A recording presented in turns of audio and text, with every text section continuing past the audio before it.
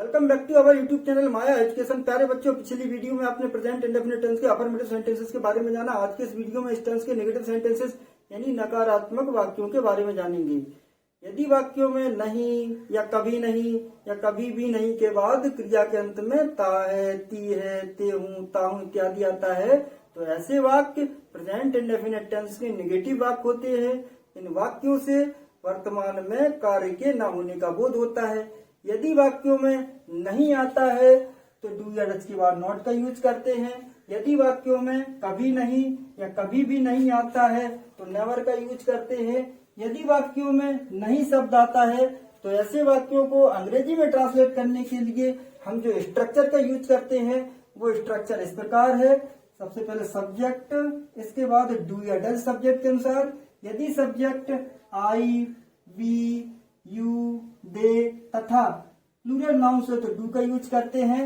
यदि subject he, C, it तथा singular noun से तो डज का यूज करते हैं। इसके बाद नॉट, इसके बाद वर्ब की फर्स्ट फॉर्म, इसके बाद ऑब्जेक्ट या अदर वर्ड। यदि वाक्यों में कभी नहीं या कभी भी नहीं आता है तो ऐसे वाक्यों को अंग्रेजी में ट्रांसलेट करने के लिए हम जो स्ट्रक्चर का यूज करते हैं वो स्ट्रक्चर इस प्रकार है। सबसे पहले सब्जेक्ट, इसके बाद नेवर। यदि सब्जेक्ट आई, वी, यू, दे तथा प्लूरल नाउन से तो वर्ब की फर्स्ट फॉर्म का यूज करते हैं। यदि सब्जेक्ट ही, सी, इट तथा सिंगुलर नाउन से तो वर्ब की फर्स्ट फॉर्म प्लस एसएस यानी वर्ब की फर्स्ट फॉर्म में एसएस जोड़ते हैं। इसके बाद ऑब्जेक्ट या अदर वर्ड। यहाँ पर कुछ वाक्य लिखे हुए हैं। इन वाक्यों में नहीं के बाद क्रियाओं के अंत में ता है, ती है, ते हूं, ता हूं इत्यादि है। ऐसे वाक्यों का इस स्ट्रक्चर की मदद से कैसे अंग्रेजी में अनुवाद करें समझते हैं। पहला वाक्य, वह एक किताब नहीं पढ़ता है। इस वाक्य का स्ट्रक्चर के अनुसार सबसे पहले हमें लिखना है सब्जेक्ट। अब सब्जेक्ट क्या है इस वाक्य में? सब्जेक्ट है वह। अब वह की अंग्रेजी में ही लिखना है या सी लिखना है। इसके लिए हम वाक्य के अंत में देखते हैं। अंत में लिखा है पढ़ता है, इसका मतलब कोई लड़का है, तो वह की अंग्रेजी हम क्या लिखेंगे? ही। इसके बाद डू या डज में से हमें क्या लिखना है इसके लिए हम इस बॉक्स में देखते हैं। पहले इस बॉक्स में ब्लू कलर से हमने सब्जेक्ट्स लिखे हुए हैं। यदि हमारा सब्जेक्ट इस बॉक्स में मिलता है तो हम डज का यूज करते हैं। इस बॉक्स में देखें तो ग्रीन कलर से हमने सब्जेक्ट्स लिखे हुए हैं। यदि हमारा सब्जेक्ट इस बॉक्स में मिलता है तो हम डू का यूज करते हैं। तो यहाँ पर देखें तो ब्लू कलर में यहाँ पर ही लिखा हुआ है तो हम डज का यूज करेंगे। Does, he does. इसके बाद क्या लिखना है? नॉट। इसके बाद वर्ब की फर्स्ट फॉर्म। वर्ब क्या है? पढ़ता है, पढ़ना। पढ़ना की इंग्लिश रीड। इसके बाद ऑब्जेक्ट। ऑब्जेक्ट क्या है? ये किताब, आ बुक। सेंटेंस बना, he does not read a book. वह एक किताब नहीं पढ़ता है। ही does not read a book. Stop. Next sentence, तुम क्रिकेट नहीं खेलते हो। सब्जेक्ट हमारा क्या है? तुम की इंग्लिश यू। यू देखिए यहाँ ग्रीन में लिखा हुआ है तो हम डू का यूज करेंगे। सबसे पहले हमारा सब्जेक्ट हो गया यू। अब सब्जेक्ट के बाद डू या डज में से हमें क्या लिखना है? तो इस बॉक्स में देखिए यू लिखा है, इसमें तो हम डू लिखेंगे, डू। इसके बाद आगे क्या है? नॉट। नॉट। इसके बाद आगे वर्ब की फर्स्ट फॉर्म। वर्ब क्या है?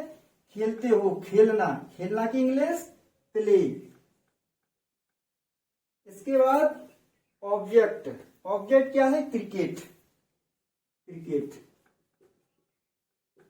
सेंटेंस बना, you do not play cricket. अगला सेंटेंस, हम स्कूल नहीं जाते हैं। हम की इंग्लिश वी, जो कि हमारा सब्जेक्ट है। सब्जेक्ट हमारा वी है, सब्जेक्ट हो गया वी। इसके बाद सब्जेक्ट हमारा वी है तो हम डू का यूज करेंगे आगे, तो डू। इसके बाद फिर क्या लिखना है? डू या डज में से डू हो गया। इसके बाद नॉट। नॉट। इसके बाद वर्ब की फर्स्ट फॉर्म। वर्ब क्या है? जाते हैं, जाना। जाना की इंग्लिश गो। इसके बाद स्कूल, टू स्कूल। सेंटेंस बना, we do not go to school. अगला सेंटेंस, वह अंग्रेजी नहीं जानती है। तो वह की इंग्लिश जानती है मतलब कोई लड़की है, तो इसका मतलब सी। वाई की इंग्लिश क्या आएगी? सी। सी सब्जेक्ट हमारा सी है, तो सी के साथ हम आगे क्या करेंगे? डज का यूज करेंगे। सी के बाद सब्जेक्ट सी हो गया, इसके बाद डू या डज में से हमें डज लिखना है क्योंकि इस बॉक्स में सी है, तो डज। इसके बाद नॉट, इसके बाद नॉट के बाद वर्ब की फर्स्ट फॉर्म। वर्ब क्या है? जानती है, जानना। जानना की इंग्लिश नो। इसके बाद ऑब्जेक्ट अंग्रेजी, इंग्लिश। सेंटेंस बना सी डज नॉट नो इंग्लिश। अगला सेंटेंस मैं नहीं दौड़ता हूं। देखिए सब्जेक्ट हमारा क्या है? सबसे पहले सब्जेक्ट लिखना है। सब्जेक्ट क्या है? मैं की इंग्लिश आई। इसके बाद देखिए आई के साथ आगे हमें क्या लिखना है? डू या डज में से आई ग्रीन में है तो हम क्या लिखेंगे? डू। डू। इसके बाद नॉट, नॉट हो गया। इसके बाद वर्ब की फर्स्ट फॉर्म। वर्ब क्या है? दौड़ता हूं, दौड़ना। दौड़ना की English run. I do not run.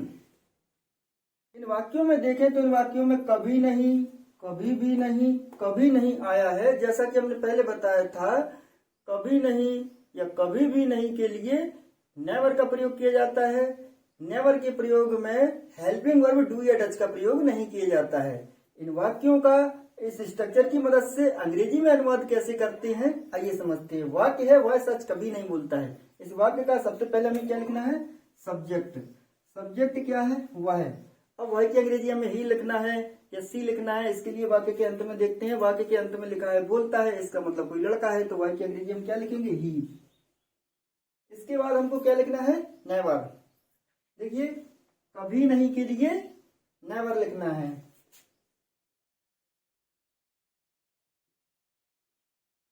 इसके बाद हम इस ग्रीन कलर के बॉक्स को देखेंगे। यदि हमारा सब्जेक्ट इस ग्रीन कलर के बॉक्स में मिलता है तो हम वर्ब की फर्स्ट फॉर्म लिखते हैं, या हम ब्लू कलर के बॉक्स को देखेंगे।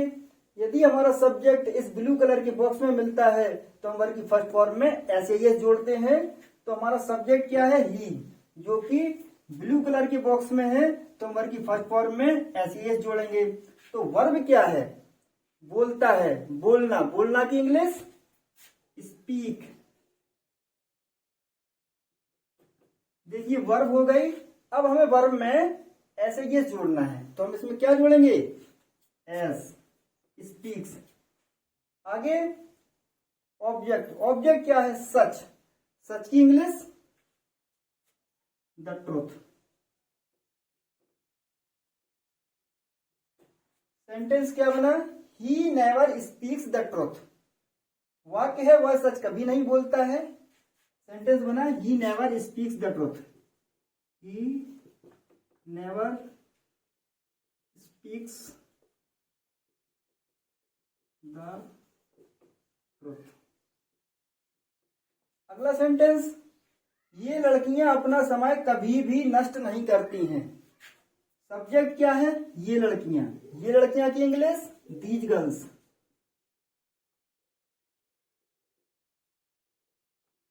देखिए सब्जेक्ट हो गया। इसके बाद हमको क्या लिखना है? नेवर।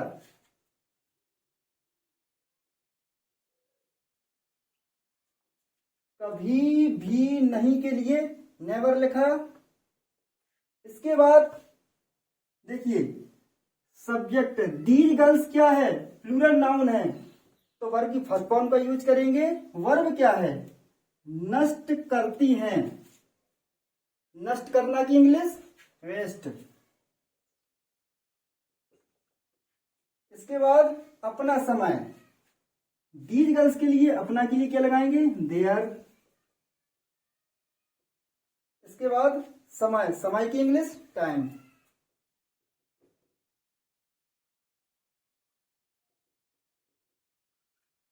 सेंटेंस बना these girls never waste their time. अगला सेंटेंस, मोहन झूठ कभी नहीं बोलता है। सब्जेक्ट क्या है? सबसे पहले सब्जेक्ट लिखना है। सब्जेक्ट क्या है? मोहन। इसके बाद नेवर। कभी नहीं के लिए नेवर। इसके बाद देखिए मोहन क्या है, सिंगल सब्जेक्ट है, तो वर्ब की फर्स्ट फॉर्म में हमें क्या करना है, ऐसे ये जोड़ना है। वर्ब क्या है, झूठ बोलना, tell a lie, tells a lie, tells a lie. देखिए टेल में हमने एस जोड़ा, सेंटेंस बना Mohan never tells a lie.